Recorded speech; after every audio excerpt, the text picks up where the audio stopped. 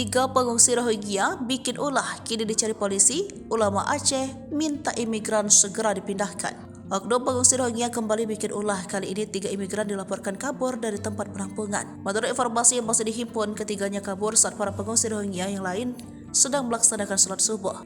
Ketiga pengungsi Rohingya itu dalam pencarian polisi. Kapolresta pada Aceh, Kombes Fahmi Irwan Ramli melalui Kasat Intel Kompol Suryo Sumatrio Darmoyo membenarkan adanya pengungsi Rohingya yang kabur tersebut. Kendati kabur, ketiga pengungsi Rohingya itu kabur tanpa membawa barang pribadi mereka dan juga mereka melarikan diri dari gedung BMA tanpa dijemput oleh pihak lain. Terpisah, ulama Aceh Abi Hasbi Al-Bayuni meminta pemerintah untuk segera merelokasi para pengungsi Rohingya yang berada di basement gedung Balai Basura Aceh, Banda Aceh. Pasalnya, ia menilai tempat mereka saat ini tidak layak.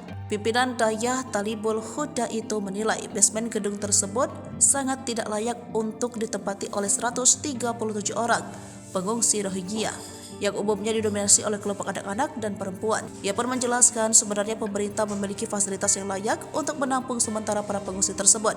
Salah satunya pilihan seperti Komplek Gedung Palang Merah Indonesia Aceh. Sebab itu, ia mengajak masyarakat daerah Serambi Mekah itu untuk berhenti menyerukan penolakan terhadap pengungsi Rohingya dan ikut bersama-sama membantu para pengungsi itu atas dasar kemanusiaan dan saudara seiman.